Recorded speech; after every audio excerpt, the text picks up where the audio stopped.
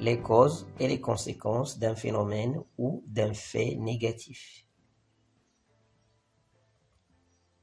Maintenant, je vous propose un texte argumentatif qui présente les causes et les conséquences de n'importe quel phénomène ou fait négatif.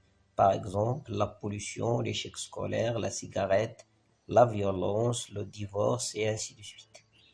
Il suffit de mettre le nom du phénomène à la place du mot en rouge et essayer d'ajouter votre style ou bien d'autres arguments qui paraissent pertinents pour votre texte. Voici le texte. Il est évident que, et vous allez mettre le phénomène entre parenthèses, par exemple, il est évident que la violence ou bien l'échec scolaire est l'un des phénomènes les plus dangereux qui se répandent horriblement et qui inquiètent toutes les sociétés. Alors, quelles sont les causes et les conséquences de ce fléau et comment le combattre? Nul n'est censé ignorer les dangers de la violence ou bien l'échec scolaire ou bien la cigarette qui ne cessent de se propager et de menacer la sécurité et la paix de la société et de l'individu.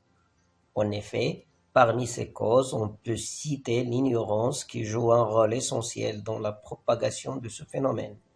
S'ajoute à cela le manque de sensibilisation, notamment à travers les associations et les mass médias, qui ne consacrent pas des émissions pour discuter et sensibiliser sur les méfaits de ce sujet. En outre, l'absence d'un dialogue réel et efficace, que ce soit à la maison, à l'école ou dans la rue, aggrave la situation qui empire davantage. Enfin, personne n'a encore l'audace d'assumer la responsabilité pour envisager courageusement le problème. Par conséquent, le phénomène, c'est-à-dire la violence, la cigarette, l'échec scolaire, le divorce, etc., a d'énormes effets néfastes qui portent atteinte à la santé de l'être humain et à son bonheur. Ainsi, et à cause de ce fléau, beaucoup de personnes souffrent de maladies psychiques et physiques qui peuvent conduire à la mort ou au suicide. De plus, il crée un climat de peur et d'inquiétude injustifié. Enfin, dans de telles circonstances, plusieurs gens deviennent des victimes faciles du mauvais tempérament et de l'anxiété, sans oublier la perte gratuite du temps et de l'argent.